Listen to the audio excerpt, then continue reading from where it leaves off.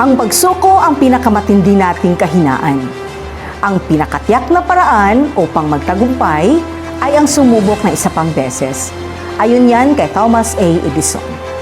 Sinubok man tayo ni COVID-19, patuloy pa rin na mayagpag ang determinasyon at kasipagan ng ating mga guro sa pagganap ng kanilang tungkulin at ng ating mga mag-aaral sa pagsagawa ng mga kinakailangan upang magtagumpay. Dahil ang edukasyon lamang ang susi at panlaban upang makaahon tayo sa kahirapan. Mabuhay at pinagpalang araw po sa ating lahat.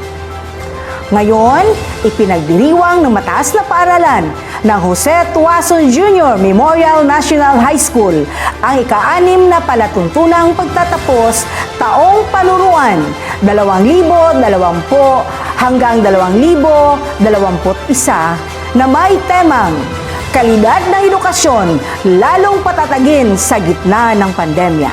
Hinihiling ko po ang lahat sa pagbibigay pugay sa ating watawat sa pamamagitan ng pag-awit at susundan ng panalangin na ibibigay sa atin ni Faith A. Cabrera, May Karangalan. Kasunod ang pagbigkas sa panunumpa sa watawat ni Prince Myth Alcontin, May Mataas na Karangalan. Mga kababayan, ang pambansang awit ng Pilipinas. Kayang mag-ibig, kelos nagsilanganan, alam ng puso, sa titik mo'y buhay.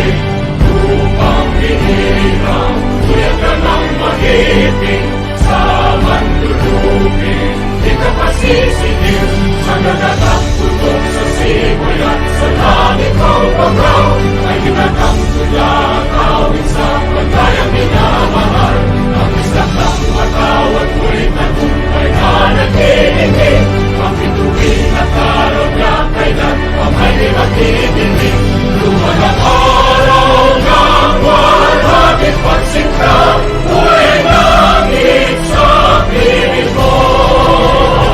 Ang ligaya na pagkay mga akin, ang mamatay ng dahil sa'yo. Manalangin tayo sa ngalan ng Ama, ng Anak, ng Espiritu Santo. Amen. Ama namin, Diyos makapangyarihan, Ikaw ay aming itinataas, sambahin ang ngalan mo, ang kadakilaan mo'y tunay at wagas. Kami ay nagpupuri sa iyo sapagkat alam namin Ikaw ang nagbibigay gabay tungo sa matagumpay na pamumuhay. Ama, maraming salamat po sa mga aral na aming natutunan sa pamamagitan ng mga guro na matyagang nagbibigay ng karunungan sa aming mga mag-aaral kahit man sa gitna ng malawakang pandemya. Diyos Ama, hindi po naging madali para sa amin ang ilang taong iginugol namin sa pag-aaral kung wala po kayo sa aming tabi. Patuloy niyo pong gabayan sa panibagong landas na aming tatahakin upang sa lahat ng aming gawin, ito'y magbibigay papuri at kagalakan sa iyong kaluwalhatian. Maraming salamat po, Panginoon, sa lahat ng biyayang pinakaloob po sa amin. Ikaw po ang aming sandigan, ang lahat ng ito ay aming ipauubaya sa ngalan ng Ama, ng Anak, ng Espiritu Santo. Amen. Panunumpa sa watawat ng Pilipinas. Ako ay Pilipino, buong katapatan nanunumpa sa watawat ng Pilipinas at sa bansang kanyang sinasagisag na may dangal, katarungan at kalayaan na ipinakikilos ng sabayan ng makadiyos, makatao, makakalikasan at makabansa.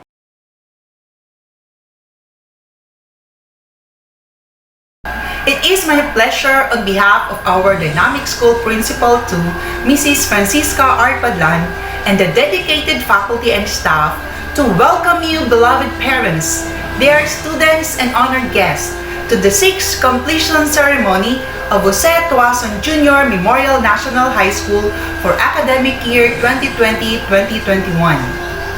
I would like to recognize the virtual presence of our dear school's Division Superintendent, Dr. Josephine L. Fadul, and also our alumni, stakeholders, family and friends all over the world who are watching right now live on Facebook.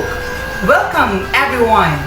We honor you and recognize the important role that you have played and the support that you have extended to us in achieving our goals. Every one of you had a great impact on our completers. Indeed, today is an amazing day. To batch 2021, you are such a remarkable batch. We may not have a typical completion ceremony because we are now confronting the world's most difficult issues, but you are having an extraordinary celebration. It did not diminish what you had accomplished, but it did make you more adaptable and prepared you for the next stage of your life's journey. The current scenario did not bode well. Your stories and experiences are inspiring, and they speak of resiliency and the determination that you have. Many of you have persevered in the face of obstacles that could have deterred you in completing your task. But despite these obstacles, you overcame, you fought them, and you triumphed. As Tuasonians, strive for greatness, continue to set positive examples, and become servant leaders of the Tuasonian community. Again, congratulations Batch 2021, and I welcome you all. Sa puntong ito, ang ating punong guro, Ginang Francisca R. Padlan, ay magbigay ng kanyang pambungad na pananalita.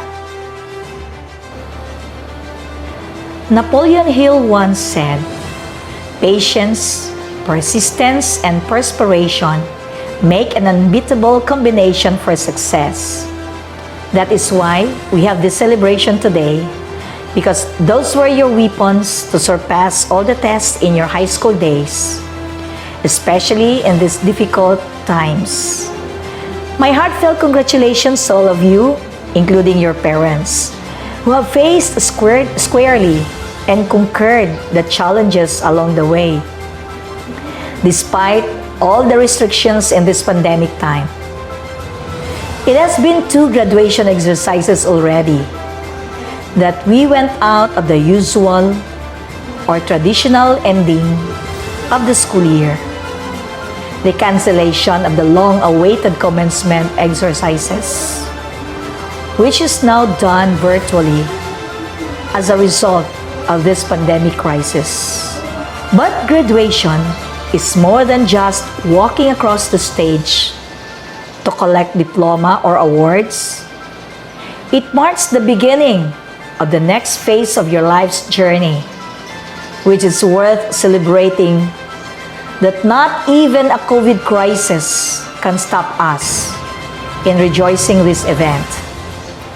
Revel in this moment and take the time to thank all that have been instrumental in helping you achieve this milestone.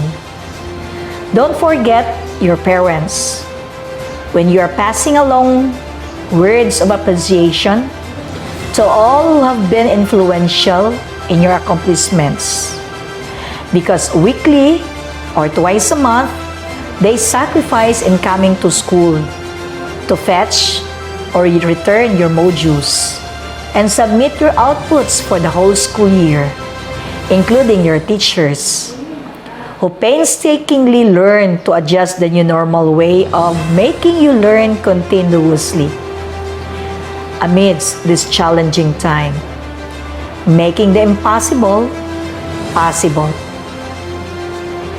The world we live today is far different from the one we are used to a year ago. Graduates at all levels are deprived of the ceremonies that they deserved, but it is all beyond our control. But reaching this point, I congratulate you for successfully navigating in this new normal time thus reaching this far. Although this is both unique and historic, but this has developed your resilience in these turbulent times. And that I believe that you will not only persevere, but learn from this experience. As you move onward, continue to gain wisdom and understanding in your education. Congratulations! And may God or Allah bless you on your new journey. Maraming salamat po sa ating punong guro, Ginang Francisca R. Padlan. Ngayon, ipakikilala sa atin ni Ginang Concepcion M. Llanera, guro sa ikasampung baitang sa asignaturang Ingles, ang ating panauhing pandangal. My respect to our superiors, Schools Division Superintendent Dr. Josephine L. Fadul, to our secondary school principal to Ma'am Francisca R. Padlan, to our assistant school secondary principal Ma'am Felani M. Kaasi, to our head teacher 3 Ma'am Melanie S. Labiao, to my co-teachers, stakeholders, parents, grade 10 completers, to each and everyone, good day to all of us. God reigns over us. I am deeply honored to introduce to you our guest speaker, the 6th Moving Up ceremony, probably the 2nd virtual completion ceremony.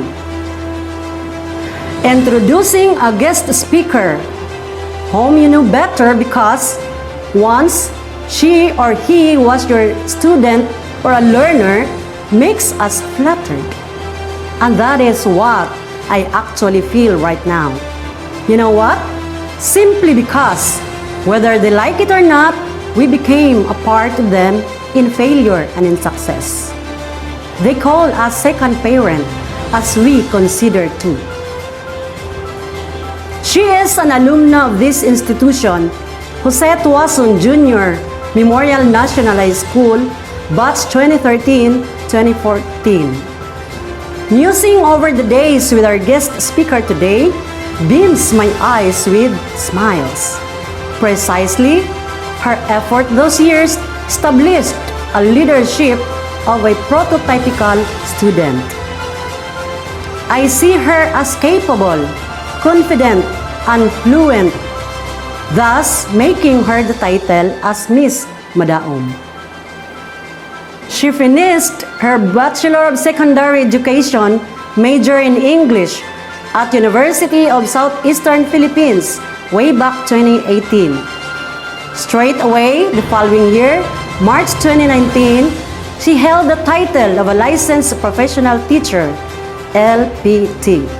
For updates of information about her in social media communication, she is working abroad. And I've got the chance to follow, like, tag, and share her posts and vice versa. Without hesitation, I open up to her my intentions of this purpose, noting there that I won't accept no for an answer. Hence, a profound yes was lettered in our chats. Thus, today is the day. Ladies and gentlemen, please help me welcome Quezonian 2013-2014, the former Miss Madaom, the teaching assistant at Al Karama School, Abu Dhabi, UAE, the brains and beauty, Miss Richelle Vitasolo Husol. To our school division superintendent, Dr. Josephine L. Fadul, to our school principal, Mrs. Francisca R. Padlan, our head teacher, Mrs. Melanie S. Labiao, to the Jose Tuason Jr. Memorial National High School teachers and faculty, stakeholders, guests, parents, and students, good morning. First, I would like to thank my beloved alma mater for inviting me as the guest speaker for today's closing ceremony. Through Mrs. Concepcion Llanera, also my fourth-year advisor back then, who messaged me the first day of June The main reason why I did not hesitate to say yes, because I think it doesn't sound nice to say no to an opportunity at the very first day of the month, right? For me, it's like blocking the blessings that's coming my way. Perhaps I might also thank this pandemic, because if this did not happen, I couldn't be invited because I'm literally thousands of miles away from Madam. See, there are really blessings in disguise from this pandemic.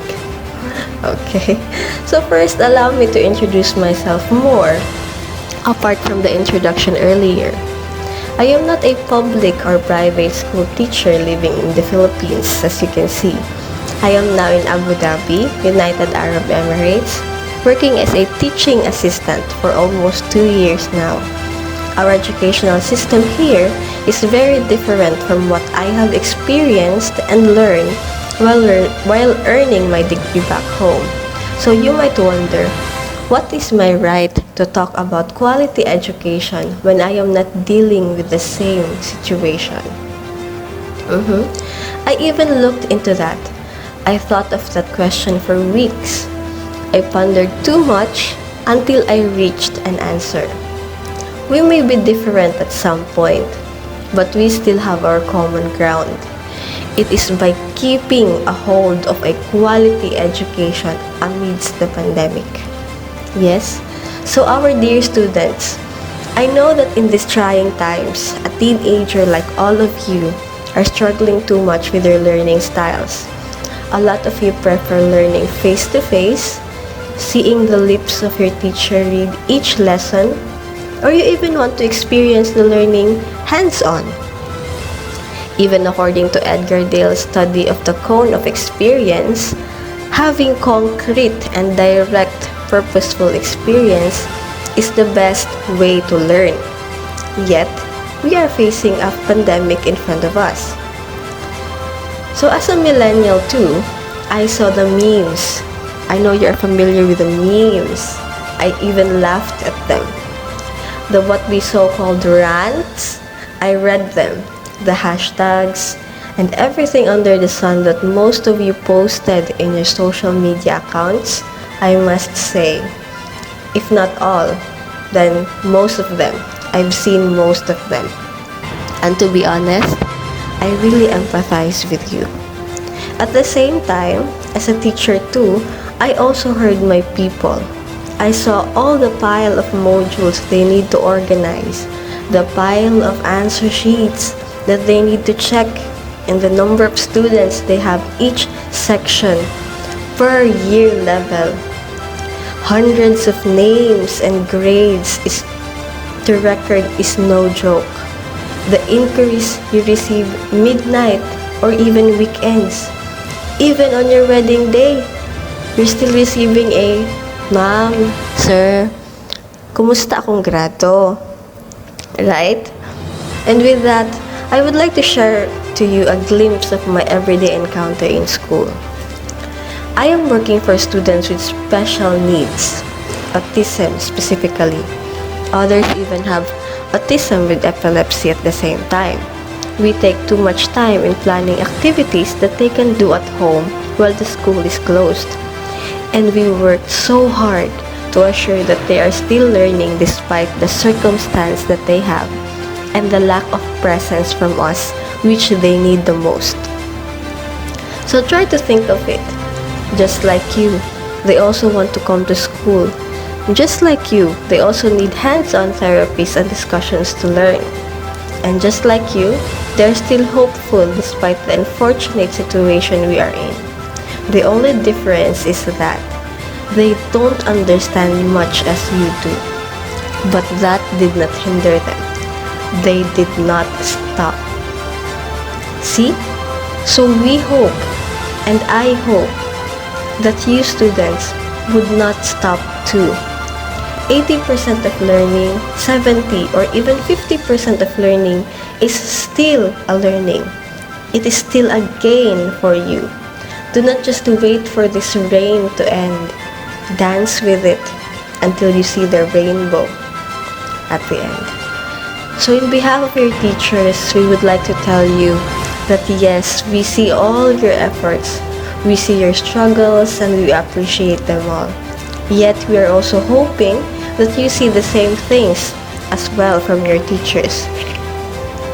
Because to tell you honestly, quality education is not a one-man job, but it is from the collaborative effort of the higher-ups, the teachers, and also you, students, including your parents. Therefore, allow me to end my speech by simply saying, I understand you. This short sentence is for the Department of Education working force for exerting much effort in crafting learning strategies and tools just to cope with the new normal system. We understand you po, and we thank you for that. Also, my empathy goes to my co-teachers. I may not be doing the same workload as you have as a teacher, but my heart sincerely understands and my eye sees the effort you put every day for your students to learn. Ma'am, sir, maraming salamat at naiintindihan po namin kayo. To the parents, thank you for cooperating to the school's schedules and supporting your children this time when they need it the most. Lastly, to all the students of Jose Tuason Junior Memorial National High School, I understand all of you. Your worries and hardships are valid. You know it to yourself that you exerted too much effort. It is alright to feel tired. But then, if you feel tired, learn to rest and not quit. Even with this new normal system, you are still learning. That is something you can keep a hold of.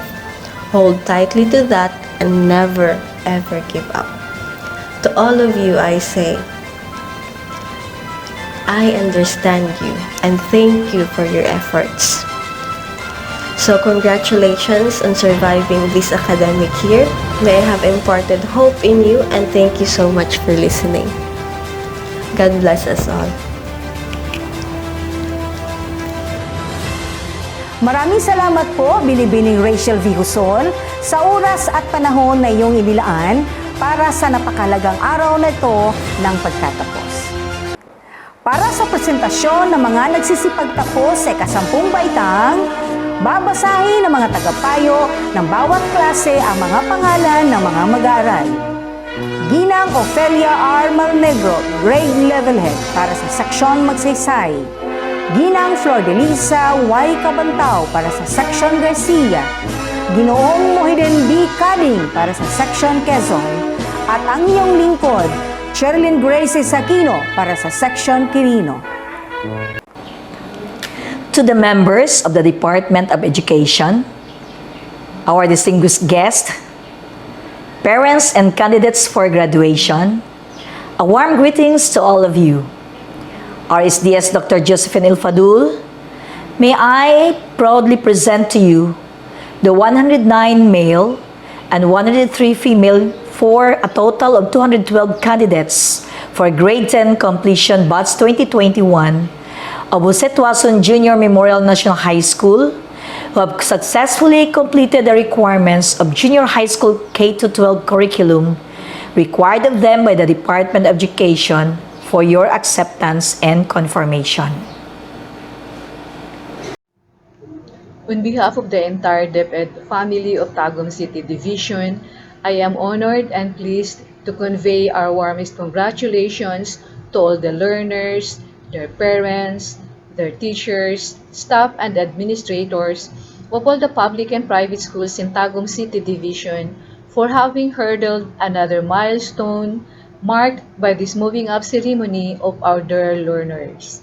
Despite the critical and lamentable COVID situation that we are all in at the moment, and as your parents connect with your teachers in whatever agreed form of learning modalities you have decided to choose, instead of you usually marching daily to schools in your well-pressed uniforms and school bags, please bear in mind the great sacrifices, times, efforts, and resources that your teachers, school administrators, parents, LGU and DepEd officials, and other benevolent donors and stakeholders contributed, just so we can bring right to your doorsteps a safe, motivating, quality learning environment using the different modalities of instruction you and your parents have chosen for you.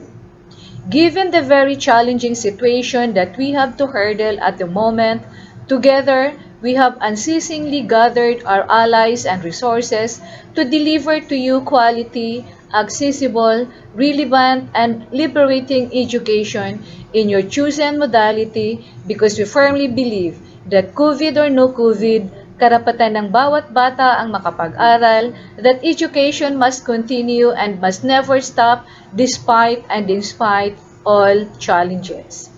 As we end another school year in this unprecedented phenomenal health crisis worldwide, I enjoin everyone who believes in the cause of education to continue working together and to join your schools, DepEd and the national government in responding to the increasing needs of our learners and in creating a better world for them whom we are all sworn to serve. Culmination of classes and moving up ceremonies traditionally used to be merry, colorful, festive, and full of actions. But unlike the previous festive celebrations and exciting preparations that we have had in the past in celebrating our learners and schools' milestones, this school year will entirely be different, basically virtual for sure, owing to the COVID crisis that we have to face in this new reality. I know that this time is not easy for all of us in the education sector. This is a very challenging time and trying moments that call for each one of us to play our individual and crucial role either as parents, as teachers, as school administrators, and as learners. I have seen all the sacrifices that you've already made and are still about to make. And allow me to be the very first to say thank you very much for being there always for our school children, COVID or no COVID. But I still do believe that the darkest hour is the hour just before daybreak. Whatever is God's reasons for bringing this havoc on us, I have faith that God's big picture is often too big for us to comprehend. And more often than not, we only listen to Him more intently during our pain, our loss, our suffering. In short, in our darkest hour. Thus, whatever form of celebration we are going to have to mark the moving up of our learners from one school year to another new school year, and despite the crisis and tragedy that COVID brought, particularly in the education sector, there are still many positive things and little successes in our midst that are worth celebrating, such as the fact that no remarkable number of teachers nor students in the division has been reported to be affected by the virus. Let's therefore continue praying and hoping with the rest of the world that this critical situation we are in will soon pass without necessarily letting our guards down, and to continue exercising utmost caution of safeguarding and taking good care of oneself and the family against the virus. Let's not be complacent, for we are not invincible. I also believe I will be remiss with my job if I fail to give due honor and recognition to all our generous partners and sponsors who help lighten the extremely difficult loads off our shoulders in making our learning continuity plans a reality, thereby making Tagum City Division on the list of top 10 HDOs recognized in the national level as ready even for the August 24, 2021 opening of classes. On behalf of the entire family of DepEd Tagum City Division, I sincerely convey my heartfelt gratitude to the benevolent hearts of Tagum City's local government, units, city department heads and employees, NGOs, private organizations, individuals, and parents for never growing tired in helping us turn the tide in this crisis. Daghan kaayong salamat for your constant generosity. All the more make our schools ready for the opening of classes for our school children in whatever modalities they intend to have. And to all the teachers, school heads, division and LGU officials, and partners and stakeholders of DepEd City Tagum Division, may the force be upon us all in our pursuit to bring quality, accessible, and relevant education to all our school children. Congratulations once again for a job very well done in successfully hurdling school year 2020-2021. God bless and mabuhay tayong lahat. And on my capacity as your school's division superintendent, and after having been certified by your school heads that you have satisfactorily complied the minimum basic requirements of your curriculum as prescribed by the Department of Education, I now proclaim you as completers of your respective curriculum for school year 2020-2021. Congratulations! Narito ang mga mag-aaral na nagsisipagtapos sa ikasampung baitang pangkat magsaysay. Adsaman Rizaul Karim Casinto, Alcontin Prince Mient, Arsenio John Mark Tapurok, Batoy R. Jr. Monreal, Bermeo Almario Joel Bulasito, Bizarro J.V. Escobar, Bulasito J. Udtuhan, Cabanyas Marvin Joilo Sarsale, Candelario G-Boy Piano, Cano Oliven Damiles, Cavan David Clark Crulona, Cañete Marlon Perote, Cusadjo Kentroy Guloran, Idwaba Christopher Udtuhan, Intervention Chester Cabrera, Familiar Christian Sevilla, Ferrer Rinian Laurente, Hermano King Vincent Navarez,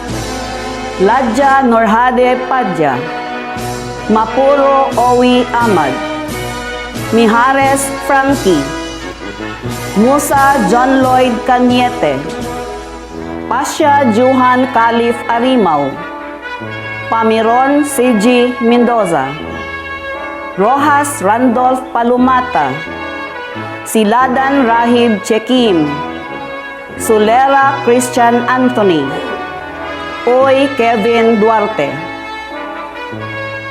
Angin Michael Tauna, Aquino Maria Deseritado, Artiza Kathleen Marie Igdalin, Braos Alia Jean Talingting, Bustamante May Salentis, Cabrera Faith Alves, Kahatol Dorothy Grace Morigo, Carcasona Francine Nica de la Cruz, Kutab Alaisa Balcon, Darindigon Jave Gabriel Atuan, Escalante Afia Sobretudo, Ferrer Ellen May Ponce, Hilamon Vencelmar Antiquiza, Hinay Regine Evangelio, Hadrake Rica Margaret Torre, Milano Laralyn Mijares, Pamplona Tracy Relatado, Pausanos Althea Iris Conde, Quiñones Glyzel Ann Buladaco, Riponte Christine Rose Pryon, Suico Kate Erica Intervention, Tabuada Christine Jana Rel Kahatol, Tanyada Angel Gwyneth Tanyada, Valdesco Ayanesa Padama, Vargas Jennifer Vitasolo. Congratulations! Narito ang mga mag-aaral na nagsisipagtapos mula sa ikasampung baitang Section Garcia. Abiliana Aldwin Suay Bagyo, Alvarado John Paul Villalobos, Anduyan Clint John Sab, Anduyan John Philip Sab, Bangi Arnel Jr. Arnaiz, Bigonya Cyrus J. Mirano, Brunei Norville Pongo, Buladaco Josh Gabriel Plantas, Bulaso Angelito Pasos, Kalim Raidel, Carcasuna Angelo Palparan, Constancio Halel Kulas, Dahis Jakli, Jangkalan Abdullah Dimausa, Gajawari Jaid Pielago, Hevero Arman Butaslak, Gonzales Joen Kyle Sinsano, Gutierrez Arnel Asibo, Hoybia Jerry Pamalaran, Hortiza Jasper Tayong, Japalali Giovanni Auza, Obeda John Efraim Bago, Pabaya Aljaser Bisaro, Papakan Marwin Kuring, Parisyan Abdullah, Sanama Drexil Manampad, Utuhan Janril Aureliano, Atuan Juhara, Atuan Princess Tyra Bautista, Buktot Melbia Pasya, Campilon Norhana Mineses, Kauson Rakma Kulas, De La Cruz Angelica Kabugoy, Diporos Afra Anilao, Enoch Mary Jane Buwasa, Hiraldo Alaisa Rositasi, Gidis Mavi Timoteo, Gomez Carisgay Bizarro, Masamayor Ilgin Fajardo, Maurilio Disijane Istenzo, Mihias Jakilab Tiring-Tiring, Mensidor Princess Joy Custodio, Mission Princess Joy Gonzales, Nakar Villa Kalinawan, Naluan Angel Garay, Piligrino Ilamay Arquiliano, Pizaras Angeli Ribong, Pongo Johanna Tolero, Ranario Patricia Apila, Sarabosing Remy Grace Udtuhan, Sayong Crislin Shane Razonable, Tauna Geraldine Kulas, Imasa Rhea Bailoses. Congratulations! Narito ang mga mag-aaral na nagsisipagtapos mula sa ika-10 baitang Quezon. Angeles Adrian Sakurat, Avila Steven Ramones, Bulaga Benedict Masayon, Cañete AJ Jumag, Cartagenas Jero Chio, Katahuran Raymark Hardanico, Corona Kyle Labawan, Ferrer Jobert Sabanal, Guevero Arnaldo Butazlak, Guadalquiver Oliver Tan, Janjali Abdulaziz Dugan, Ladia Khalid Malila, Lapis Jan Adrian Kaluban, Makatupo Ronian Hasan, Meharis Billy Kirk Ampilan,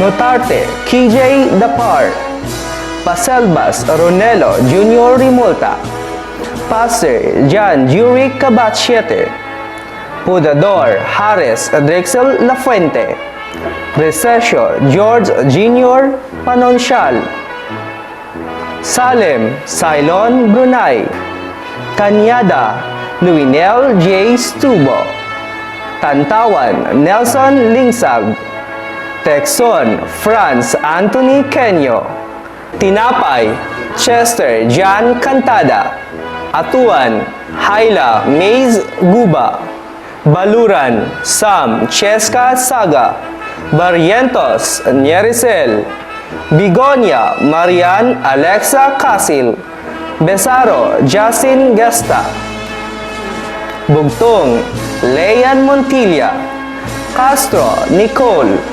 Cocharo Azriel Nicole, Kuya Camille Sabrosa, Duma Jumera Dalandangan, Fernandez Edeline Chuso, Galimba Mary Grace Atinen, Hiwe Annalyn Llanera, Huibea Jeneth Pamalaran, Lorenzana Gianna Aplacador, Musa Ellen May Sanchez, Oledan Winnie, Otik Charlene Nahine, Palumata May Lawrence Tionco, Palumata Trexe Miles Palor, Porca Kristen May Solera, Sa Lundagit, RV J. Bayunon.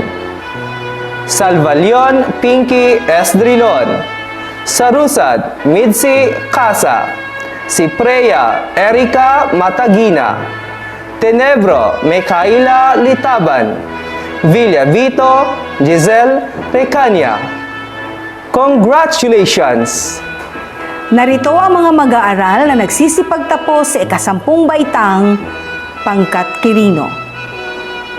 Anghel James Vimil, Bagurong James, Balili Christian Dave Cantilan, Bisaro John Wayne Dulay, Cabanyas Jazer Barshal, Calderon James Tanyada, Candido Rodney Villanueva, Cañete Jan Cedric Ramirez, Katahuran Ryan Paul Hardenico, Kaubi John Michael Sagario, Kulas Hamad Barles, Estabilio Colin Salondagit, Galasio Ginol Kulas, Gusela Niño Biol, Labastida Roel Terana, Makatupol Nor Rahim Duarte, Myla Jera Dizon, Mapuro Hareth Johar Sanama, Mapuro Sire Sabawan, Mihiyas Jake Harvey Tering-Tering, Mercado Ariel Chukas, Musa Raymart Makasapa, Nakar John Lloyd Kalinawan, Orantak Melham Hardenico, Pastor Mark Anthony Tapayan, Picasalis Adrian Capol, Villafuerte John Cabachite, Bayunon April Josevi Corbin, Bayunon Jailian Diamante, Bernido Althea Iza Biay, Bisaro Normea Trabo, Cabagyo Najela Maraog, Kanja Izalin Donato, Carcasona Jenny, Daroy Krisya Jean Sarigumba, Jocampo Mona Lisa Bangoy, Espera Johanna Nicole Kutab, Gidis Rachel Gumanding, Hinlayagan Jonah Joy Rotersos, Infante Kristen May Milicio, Eunice Samantha Anino, Luzano Giselle Vistas, Makatupo Razmea Manluyang, Myla Donna Lanaw, Mihorada Jennifer Hampak, Ulidan Juliana Marilao, Osman Abi Mukas, Pandian Norayin Babag, Parcon Hill Cherry Queen Cabrera, Sakurat Laika Pascual, Valdesco Muhaira Padja, Vivas Apple Igpit, Vivas Joan Igpit. Congratulations! Sinubok man ni COVID-19 ay hindi natibag at higit sa lahat, hindi naparam ang mithiing may pagpatuloy na matuto sa lahat ng mga asignatura para sa paghahanda sa buhay. Kaya, nais kong ipagmalaki ang mga mag-aaral na nagsumikap sa kanilang pag-aaral upang mapaunlad ang kanilang kaalaman. Halina't bigyang pugay natin ang mga mag-aaral na nagkamit ng karangalan at may mataas na karangalan. Nababasahin sa atin ni Ginang Ofelia R. Malnegro, Grade Level Head. May mataas na karangalan. Alcontin Prince Mient. Escalante Athea S. May karangalan. Arsenio John Mark T. Bermeo Almario Joel B. Bustamante May S. Cabrera Faith A. Kahatol Dorothy Grace M. Carcasona Francine Nika D. Fernandez Edeline J. Hilamon Vencelmar A. Hinay Regine E. Hoybia Jeanette P. Hadrake Rica Margaret T. Mihorada Jennifer. Mission Princess Joy. Ulidan Juliana. Ulidan Winnie. Palumata May Lawrence T. Tabuada Christine Jana Rel C. Vargas Jennifer V. Congratulations! Ang pagpapalakas ng edukasyon sa panahong ito ng pandemya ay talagang isang malaking hamon. Noon pa man ay lagi na nating pinapalakas ang kalidad ng edukasyon. Ngunit nahaharap tayo ngayon sa bagong normal kung saan kailangan nating baguhin ang mga modalidad at diskarte sa pag-aaral at pagtuturo. Ang mga ito ay kailangang makatugon sa ating mga pangangailangan. Mahirap, ngunit may dalang saya ito para sa atin. Ang aming minamahal na mga graduates at mga magulang, ang taong pangkasalukuyan ay maisusulat sa ating kasaysayan sa dalawang magkakaibang paraan. Ang isa ay maging kwento ng katatagan. Ang isa naman ay kwento ng pagtuklas at pagkamalikhain. Hindi mahalaga kung paano natin titingnan ang bawat kwento. Ang mahalaga ay nahaharap tayo sa isang katotohanan na tayo ay may kanya-kanyang kwento ng kaligtasan at tagumpay. Nagkaroon tayo ng isang taon na walang harapan na pakikipag-ugnayan sa loob ng silid-aralan, na ipagpatuloy natin ang pagbibigay ng edukasyon sa pamamagitan ng tulong ng mga module o online instruction o radio and TV-based instruction. Pinupuri ko ang bawat paaralan sa paghahanda ng kanilang learning continuity plan na may mga kahaliling aksyon at solusyon para sa mga nangangailangan ng interbensyon. Ang ating higit sa 1.4 na milyong mga nagpatala sa mga pampubliko at pribadong paaralan mula sa kindergarten hanggang grade 12 ay nagbahagi ng kanilang mga kwento ng kagalakan at kalungkutan. Ang ilan sa kanila ay natutuwa na maranasan ang pananatili at pag-aaral sa bahay kasama ang kanilang mga magulang o kapatid, habang ang iba naman ay nalulungkot na hindi nakikita ang kanilang mga kamag-aral at guro. Ang ating higit na 44,000 mga guro ay nagsumikap ng husto upang matyak na walang mag-aaral ang maiiwan. Pinupuri ko ang kanilang mga sakripisyo, pagsusumikap at maraming mga likha. Nagsilabasan ang mga potensyal ng ating mga guro sa panahong ito ng pandemya. Nasaksihan natin kung paano sila naging instant videographers, broadcasters, manunulat, artista, bikers, at marami pa. Napatunayan natin na ang edukasyon ay maaaring magpatuloy anumang oras at saan man, kahit na sa pandemic na nagbabanta sa atin.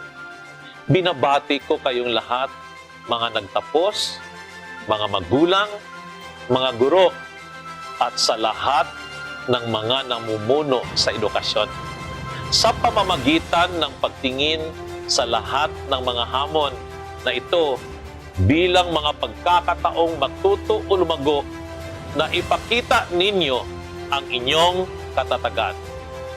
Ang kagawaran sa oras na ito ay nagagalak na makita kayong lahat na mas matatag. Ang pandemic na ito ay siyang nagkonekta sa ating lahat upang isipin ang kaligtasan at kapakanan ng bawat isa. Naway, patuloy tayong manalangin para sa pagaling. Huwag nating tanggalin ang pag-asa sa ating puso.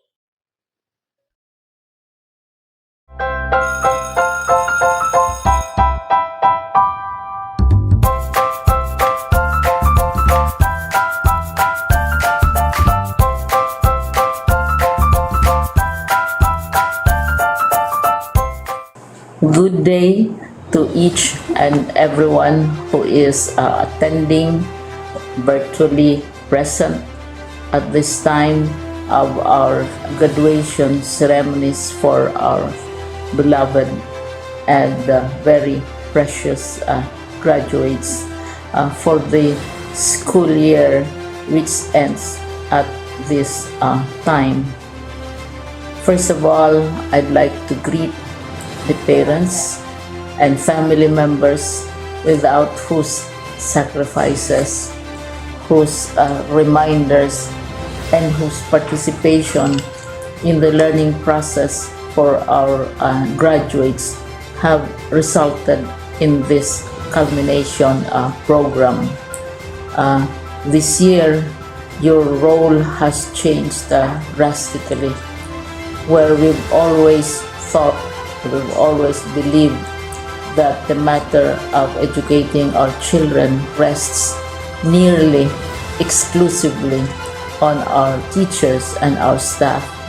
This time, you parents, you family members, you who are in the households of our learners have expanded your role and contributed to this wonderful day wherein finally our learners are graduating in this culmination exercise. So congratulations, because this year has not been very easy, has not been a picnic for our teachers, for our family members, as well, especially the parents, mothers, fathers, sisters, brothers, and all who have contributed to the achievement of our learners at this time. So, maraming salamat at congratulations, parents and family members. Mas malaki ang role ninyo at this time compared to earlier graduation exercises. Secondly, I would also like to greet our teachers, without whose very careful review and careful supervision of the work of our pupils and our learners, this event would not be taking place at all. And so thank you, teachers. Your role has also expanded, in addition to seeing to it that the modules are faithfully followed, the assignments are correctly implemented, and the learners are truly learning. And you have had to deal with new ways of assessing the performance also of the learners. So congratulations, teachers, for enduring, for your patience, for your love for our learners, and your willingness to engage in a way and methods of teaching which are different from those which are used to. Assessment must have been especially difficult for you, especially since you were not able to see most of the time our students in face-to-face meetings, and most of the meetings, of course, were virtual. We'd also like to thank the local government units for their interest, for their cooperation, and for their continuing contributions to the needs of education, even as our children do not go to school. Your donations of material as well as financial resources at this time are most welcome, and your advice has been taken seriously not only by our teachers, by our school officials, but also by our officials in the Department of Education. We continually talk with local government units, especially in times of disaster, in times of great need for classrooms, for space, and for responses to unforeseen emergencies. Thank you, local government units. But of course, most of the congratulatory greetings fall on the deserving graduate. Each and every one of you is truly special. You are different from the other graduates who have passed through the portals of your school. You went to school practically without seeing your teachers, if at all. You went to school with your parents, your mothers and your fathers hovering over your shoulders and seeing to it that you are able to complete your assignments. You are completing your studies at a time when examinations and assessments are different.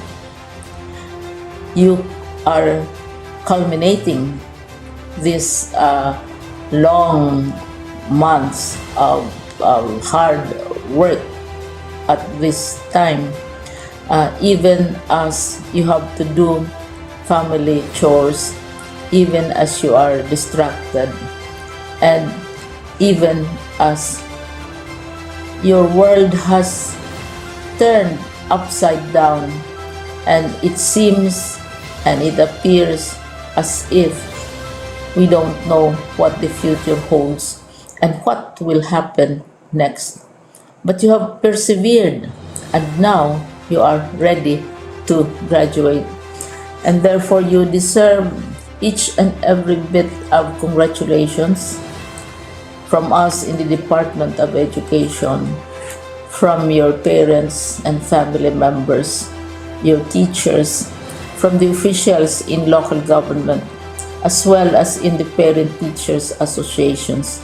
You deserve each and every single congratulatory pat on your back, each hug virtually, of course, and each greeting, which I am sure you are also receiving virtually. I don't know if you will remember this event many years from now. I have tried to recall myself who our graduation speaker was when I finished high school and when I finished my college studies. All I remember is that the graduation speaker was someone important, someone who was invited because that someone is supposed to give a message. What was more important to us graduates at that time was the excitement of the celebrations, the happiness and the joy of our parents, the sadness of parting from our classmates and from our teachers, and the enjoyment of all the graduation events that usually take place come commencement day. When I was a college student, we had a series of events which were designed to embed in our minds, which were designed to help us remember and not forget our days in college. We would spend one whole day going around the campus, visiting the classrooms, saying goodbye to our teachers, and sharing memories. We would have bonfires to say goodbye to each other. We had baccalaureate services where we committed ourselves to God and we prayed for guidance when we go out into the world. So many celebrations, and the speaker, of course, is the least important and easily forgotten component of the graduation exercise. Nonetheless, I will exert all efforts to share with you what I see are things or issues which a graduate should remember and recall. I have said that you are very special. You are very different. You are pioneering. There has been no other class like your class. There has been no other graduate like you as a graduating student, because you are the very first graduate of the blended learning response to education in the Philippines. And so you ask yourself, what awaits you in the world outside? You can either work, because the kind of curriculum you survive and underwent as a student will enable you to go to work if you wish to go to work.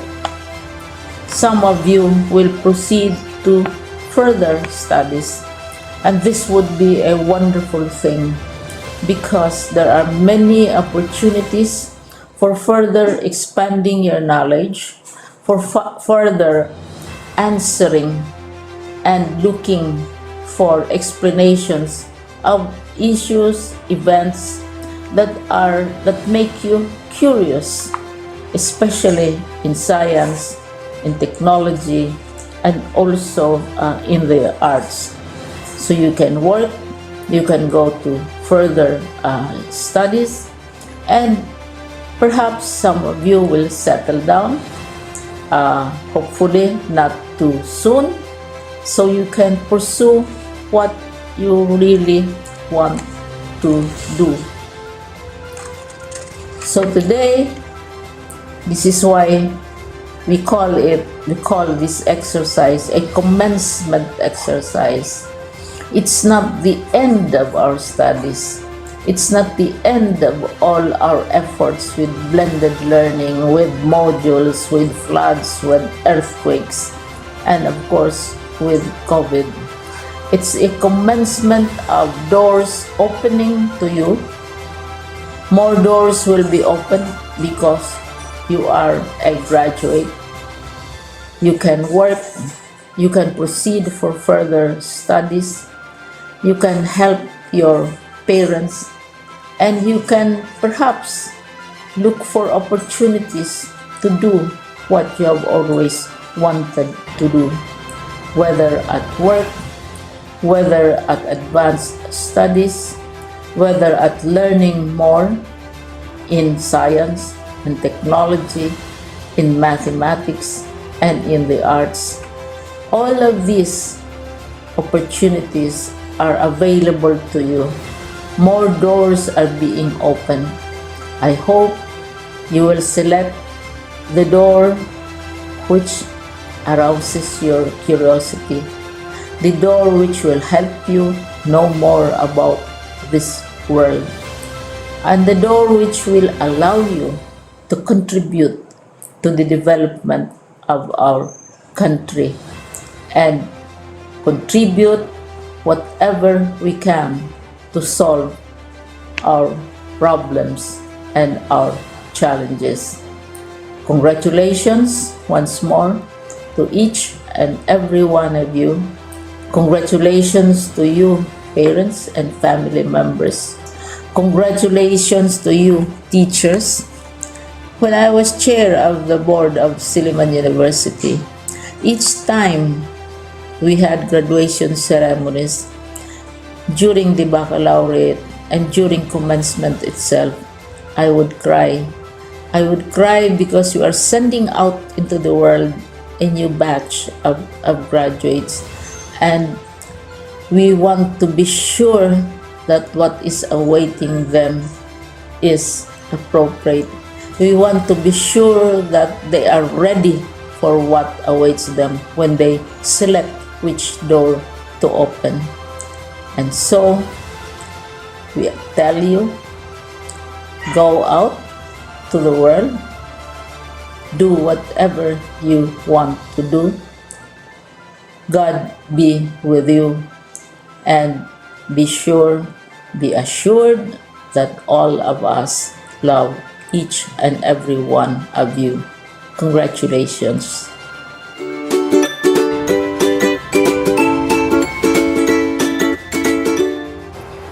Ngayon ay pakikinggan natin ang mensahe ng isa sa mga namumukod-tanging mag-aaral na nagpamalas ng kanyang dedikasyon at pagbibigay halaga sa edukasyon. Narito si Binibining Athea S. Escalante, may mataas na karangalan. To our secondary school principal 2, Mrs. Francisca R. Padlan, to the assistant principal for senior high school, Ms. Felony Kaasi, to our head teacher 3, Ms. Melanie S. Labiao, to all teaching staff, guests, and to my fellow completers, a pleasant day to everyone. On this momentous day, we were congregated virtually to witness the most tremendous event all of us had been anticipating since the first day of home learning. Let us cherish every moment as we celebrate our triumph through a risk-free virtual moving up for school year 2020 to 2021 with the theme, Kalidad ng Edukasyon, lalong patatagin sa gitna ng pandemya. Before we go further, let me briefly reminisce the beginning that led us to where we are today. Last December 2019, a deadly virus started to seep in our lives and changed everything. Some people around the world lost their job, their freedom, their happiness, and even their lives. With a blink of an eye, we were living under the new normal. 16th of March 2020, a date I remembered vividly, where usual face-to-face classes were abruptly suspended. I was in 9th grade that time. We were hopeful that we would come back to school and have a proper goodbye. However, chances were vague due to the rough situation. Time slips off our fingertips as we stayed inside our respective homes under general community quarantine for several months. Despite of all the struggles that COVID-19 brought us, the Department of Education, our teachers and staff did not stop and continue to offer quality education, a strong will, and passion whom even a pandemic cannot hinder. On October 5, 2020, marked another date of isolation. We were confused on how this school year will start because we were strictly prohibited from attending face-to-face classes. Thankfully, alternatives were created, namely online, radio-based, TV-based, and modular or offline modalities. Even though the threat of COVID-19 is ongoing, it did not stop our teachers from doing their best in nurturing us with seamless knowledge by creating suitable activities, home learning plans, and making self-learning modules is not a piece of cake at all. Yet, there they are, courageous enough to continue and strengthen our education in the midst of this challenging time. To all our teachers, we are grateful for your guidance and passion for molding us to become better citizens in the future. This has been a new experience to all of us, and it feels so fulfilling that we finally made it this far, despite of the adjustments and struggles that we had experienced in answering our modules and completion of performance tasks in all subject areas. Indeed, it made us fully equipped with necessary knowledge and skills. However, my fellow completers, this is not the final phase of our studies, but only the beginning of a new endeavor in another chapter in our education, and more opportunities are yet to come. We may have struggled in different ways, but let us keep on striving for a better future, because our journey doesn't stop here. Let us strike while the iron is hot. Let us say thank you to our parents who supported us along the way since the first day of our lives. Your love made us wonderful creatures of God. We promise to make your efforts worthy. Once again, congratulations to all of us and mabuhay! Maraming salamat, Binibining Athea S. Escalante. Naway tularan ka ng balana. Para sa panapos na bahagi, ang ating butihing Head Teacher 3, Ginang Melanie Eslabiao, ay magbibigay ng kanyang panapos na pananalita. The school year 2020-2021 has been a very challenging year for all of us. The global outbreak of COVID-19 has affected almost all countries and every sector in every country, particularly in the education sector.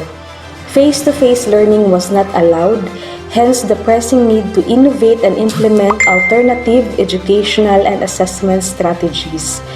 Despite these obstacles, you learners, or should I say completers, were able to finish this school year with that inner drive of finishing your education by hook or by crook in order to step to the next level of your education journey.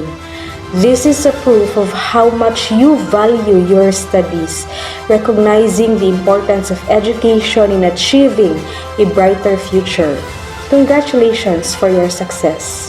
To the parents, you all did a good job. We understand it was never easy to teach your children the lessons in the different subjects, like that of the teacher. But still, you have lived up to your duties and responsibilities and had given the support that your children needed in this time of crisis. And for that, congratulations.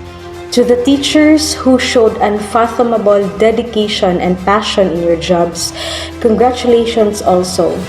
How you responded to the multitask given to you is an evidence of your love for the learners. All of this were made possible because of the unfading efforts that you have shown since the very beginning of this pandemic.